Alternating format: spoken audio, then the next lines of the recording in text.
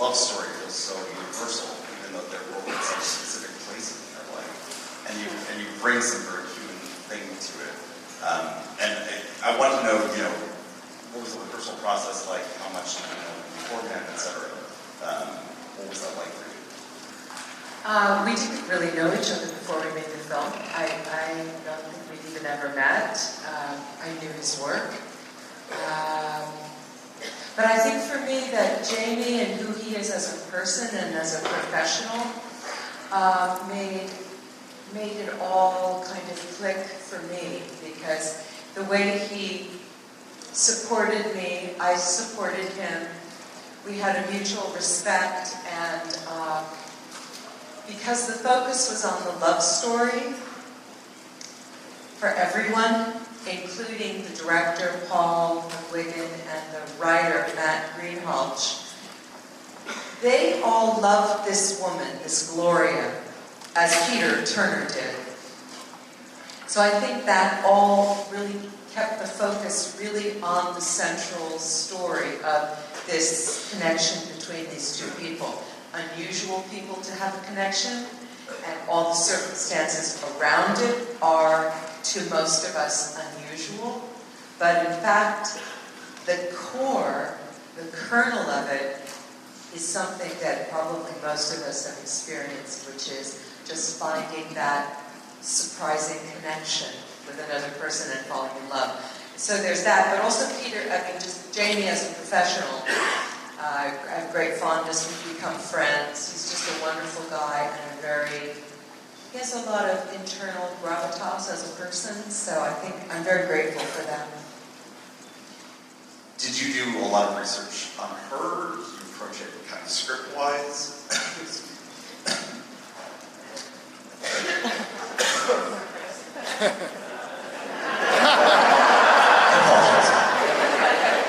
You're broken up. Let me just start talking. You don't have to say anything. Well, the book is so beautiful that the movie is based on, so I think that it always comes back to the book, came back to the book for all of us. So Peter Turner, who grew up in Liverpool, comes from this. In the movie, the family is relatively small. In real life, his family is very big. He's the youngest of 8. And he came from this Catholic family, although, and I love this detail, his mother, Bella, who Julie Walters plays, was in life an incredible woman. And when Peter was born, she was mad at the local Catholic priest, because I think he asked for one too many donations. And so she refused to baptize Peter in the Catholic Church and baptized him as a Protestant. Which I think is awesome. Anyway, so Peter came from this incredible background, which is what led him in some ways to, when he met Gloria, he didn't know who she was or anything.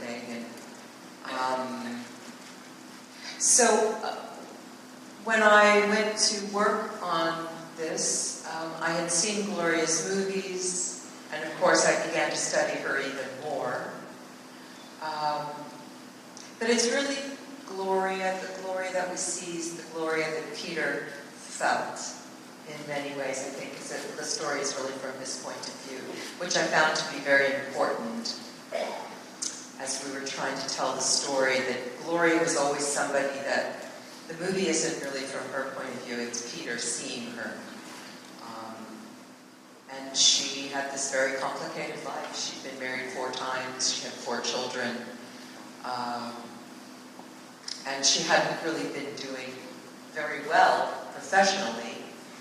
She had a hard time getting movies, and she did a lot of television, and she was very proud of that. I mean, she was a very practical woman, and she loved her craft.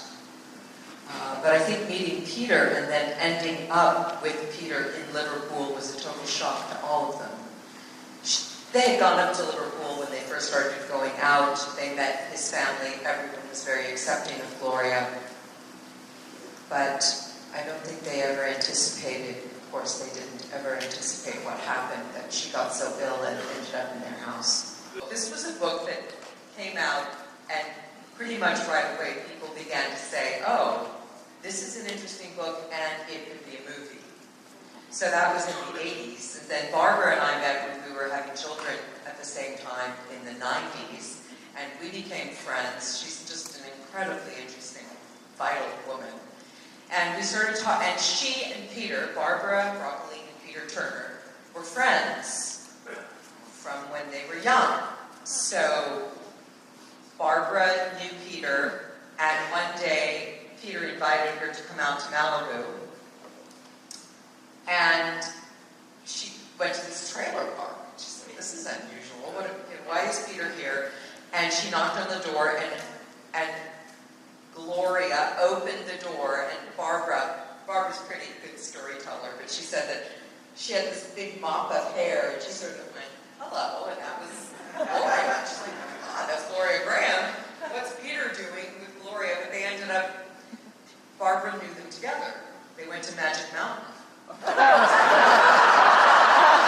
just find that so odd. Yeah, exactly. And then Gloria would do that. I know. Whatever. So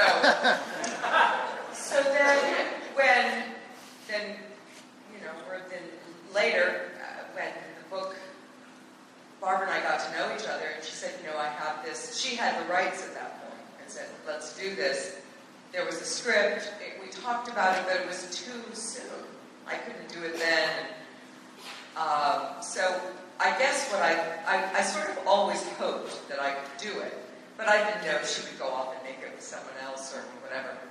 So we waited, and then years later, we ran into each other again. We remained friends, but we hadn't seen each other in a while, and we saw each other again, and I said, Barbara, hey, maybe we should do that. So then she kind of got the ball rolling again. Colin, Baines, who's the other producer, who at one point had worked at a studio when it lived at a studio.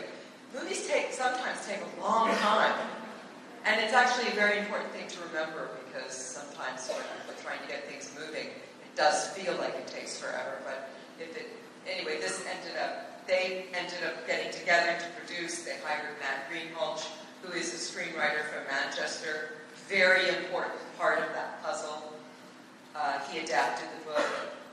And then we got Paul McGuigan, who's from Scotland, who is this. He had never done anything like this, but he put his stamp on it, so then it all kind of came together like that. I'm going to open it up to the audience in a second, but I have to ask about the dancing sequence, because it's so amazing.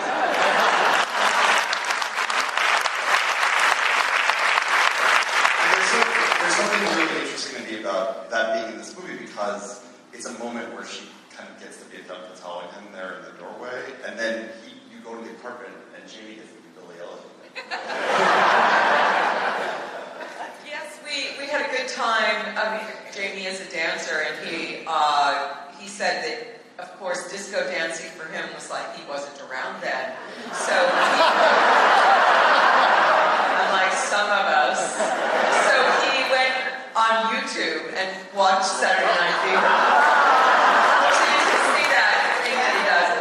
And so then we went in to shoot it, and it's funny, they remind me of this. I don't remember this, but so they had someone there if we wanted to plan it, and of course I didn't plan it. So we just started doing, and Paul, the director, just said, okay, we'll have the guy with the Steadicam, the camera, which is basically sort of mounted on. It's this wonderful way of shooting now, where you're not handheld, meaning you're not holding the camera on your shoulder, but it's actually on this mechanism that's attached to the torso. So the camera's able to still be pretty smooth. And so, yeah, he just followed us around. And we did it a couple of times, and we wanted to keep doing it because it was much more fun to do that than go back in the bedroom and be sick and all of that. So we really had a great time, and I wanted to prove to my children that I could dance. Children never think you can dance. Yeah, your children always think, you're not good at that. Haven't you seen me at the weddings? I mean, come on. All right, well, I'm going to open it up. Does anybody have any questions? They're also stunned, too. They're in the middle of coffee cuts. Right here. Miss Bening, did you wait until you got older to play the part? Did you intentionally do that? Having seen the script so many years earlier? So, for the back of the room, the question was, did you wait until you got older to play the part? Yeah, I know when we talked about it before, I would have been too young, so, because I'm the right age now, so, yeah, I would have been right then. So, yeah, I mean, quite frankly, I was just lucky because Barbara and Colin ended up putting it together and asked me to do it, so I was lucky also that I had read it so many years before, because when you're in touch with something one time and you sort of put it away, even though you're not consciously thinking about it, I think it sort of percolates inside of you. And it is a very beautiful book. I recommend the book. It's a very small, quick read. And that's kind of what makes the book very beautiful. It's very abstract. Peter is very discreet. You know, he had this relationship with Gloria, but he didn't want to exploit it. That's not why he wrote the book. He wrote the book because it was such a meaningful thing that happened to him. And when they had broken up, and then when she suddenly reappeared in his life, and not only was ill, but ended up being gravely ill, and then dying very suddenly, it was sort of traumatic for him. So the book, he describes it sort of poured out of him because he couldn't, it was keeping him up at night. He didn't quite know what to do with the experience. And for me, I feel like, even aside from acting in the movie and all of that, that we all have some relationship, or maybe more than one relationship, that sort of, we never quite resolve in our minds. They end for whatever reason, and there's one person that it's sort of like that part of yourself nothing else ever inhabits. And I think that's what it was like for Peter. So it was just I was lucky that they asked me to do it. Over here. Hi, it's Benny. In real life, you have a sexy low voice. Thank you. I'm referring to the high-pitched voice in your role. Hey, was there a question? Yes, is there a voice coach, or is that difficult on your vocal cords? So the question was there a voice coach for changing your voice into Gloria's voice, and was it difficult on your vocal cords? No, I didn't have a voice coach. No, but you know, I went to acting school, and I really needed to go to acting school. This, by the way, it's an arts high school, from what I understand. I hope there are some students that were able to come. But I needed to go to school. Some people think, my husband went to a year of college and quit, and then went to New York and studied acting. But I kind of plodded my way along. I went to community college, and then I went to San Francisco State, and then I went to a conservatory. So I ended up, in the long run, having a lot of education, which I really needed. And part of what we did a lot of voice and speech work. So sometimes when I'm working, you need an extra boost with studying something, but not in that case. And I just had listened to her a lot and watched her a lot, studied her very carefully. So that's sort of what I ended up doing. Right here in the center. How long was the shoot? Like, how many shooting days? So the question was, how long was the shoot? How long? 2. We shot it in England, so I also wanted to make sure that I had no jet lag. When my kids were little and I would go and do something for a week and a half, I would just go and then start working the next day. And it's, with jet lag, it's no fun. So anyway, we had a couple of weeks, and then I think we shot for 6 weeks. I hope I'm remembering that right. And we shot at Pinewood Studios in London, built most of the sets that you see. And then we also shot for a week in Liverpool, which was very important. And it was at the beginning of the shoot. So I think that was helpful to all of us because there's something very specific about the story being set partly in Liverpool. The fact that Peter is from there. It's a very specific city with its own identity and a very strong sense of identity. I mean, the Beatles are from Liverpool. That's not coincidental. Like Peter and there's a great new documentary about the making of Sgt. Pepper's, that album, and I watched it recently, and it really does give you a sense of where they came from and how that informed their music and the way that they experienced and handled their fame and everything. So anyway, I thought a lot about that with Peter, and we were able to shoot there. Liverpool's also used for exteriors of London now because it's easier to shoot there, and there are certain parts of it that haven't changed as much as London. Over here.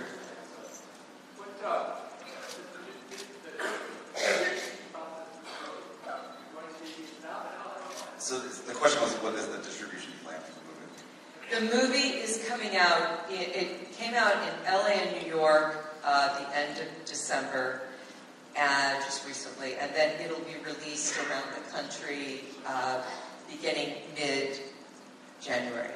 I don't know the exact date, I should know that. It's soon. Is it this week? Okay, it's this week. I can check your local listing. Back there. What's your favorite film of Gloria Graham's? So the question was, what's your favorite film of Gloria Graham? I love your voice, thank you. My favorite is In a Lonely Place, which is a great movie.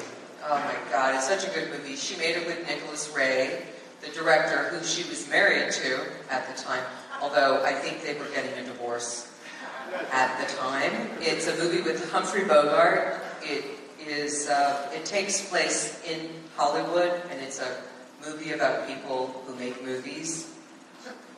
And it's incredibly well done. It's a very taut story. And she's so good. She's very economical, and it's got some great scenes, and a lot of people like that one the best. But she made a lot of good movies. I would say that's my favorite. We have time for a couple more back here on the aisle. Question. It's sort of like saying, who's your favorite child? You probably don't know, and if you did, you would never tell anyone. But I certainly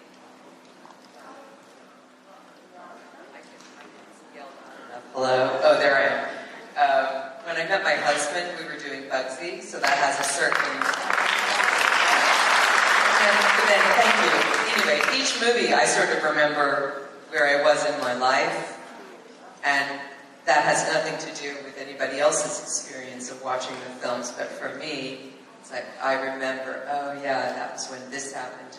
Events in your own personal life, as well as professional, so yeah, that's a really tough question. But one of them is that my parents really like Open Range, which is a Western that I made, so that kind of makes me happy because my parents watch it all the time. It's one of the movies that I made that could be on television. That my father isn't too offended by. So, Have your parents seen this? They have. They liked it very much. They had a great time. They came to LA and there was a screening and we went out to dinner afterwards. My dad's 91. My mom's 88. They've been married 67 years. Right? They're amazing people. They still live in San Diego where I grew up. And so they come up for stuff like that. And we had a really great time. They enjoyed it. We went out afterwards. They had a couple drinks. All right, we have time for one more back here in the center.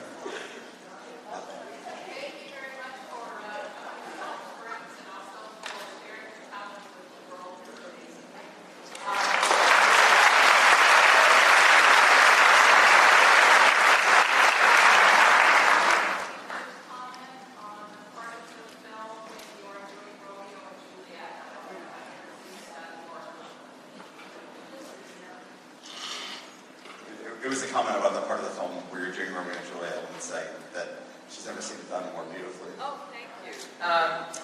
So, yes, thank you very much. I know it's one of my favorite plays, of Shakespeare's plays. I got to do it twice. And so they wanted, that actually is not, that didn't really happen. Sorry. I know.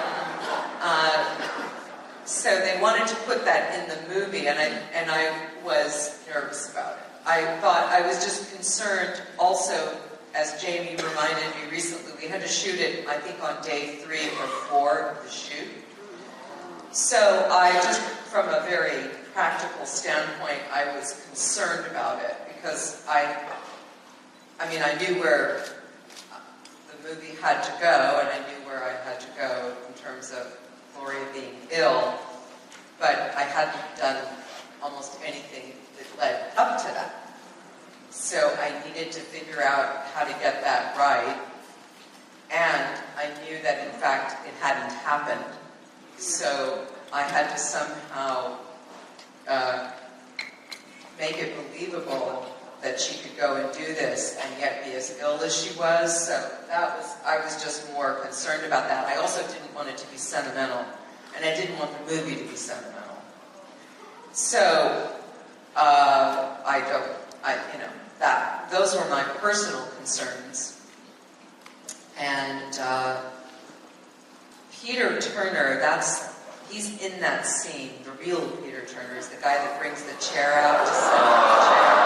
That's clear. In fact, when this happened to Peter, when Gloria came back into his life, he in fact was back in Liverpool doing a play at the Liverpool Playhouse, which is where we shot that.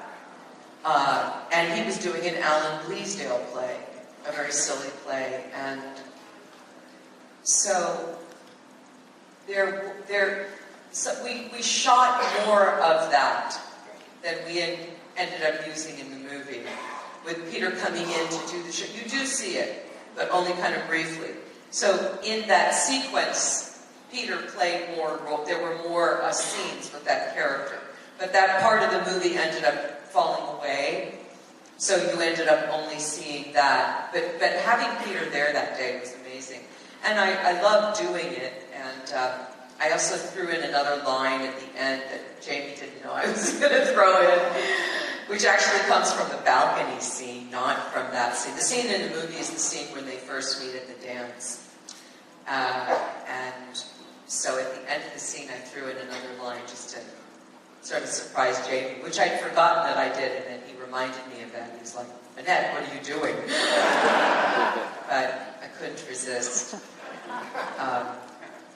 There was one lady right here who wanted to ask something. There you are. So if Peter knew before Gloria passed away the reason she broke up with him? So the question was, did Peter know before Gloria passed away the reason she broke up with him? Real reason. The real reason. You mean because of illness? Yeah. What a good question. I think he did know why they had broken up, but I think that, it's interesting. Peter was completely accessible for making the movie. He's the loveliest man. When you meet and just talk to Peter, you completely understand why Gloria would fall in love with him. He's just this very decent person. He's a decent, loving, ethical person. And his family was as well. And he's very discreet. He tells the story of what happened, but you're left with more questions, really, than knowing exactly what happened with Gloria between them. And so I would ask Peter questions, and I did. And I asked him questions, and I would say, "Look, Peter, this is personal. And if you don't want to tell me, I understand. And if you want to tell me certain things, and we can agree that I'll just never tell anybody." So we discussed a lot of things that really aren't in the book. But I did get the sense that when they had broken up, it was They had spoken some on the phone in between, but I did feel like it was always a bit unresolved for Peter. But it wasn't as though it was just that she wanted to break up and he didn't. I think there were times, I think it was messy. I think it went back and forth. And I think there are some things that Peter has never really told anybody about what happened, which I love and I respect that. So I think the answer is he did eventually find out, but at the time he didn't know. If that's what you're asking too. Yeah, so at the time I don't think he knew. She hadn't told him she'd ever had breast cancer. Well, that was understood, I think. Okay.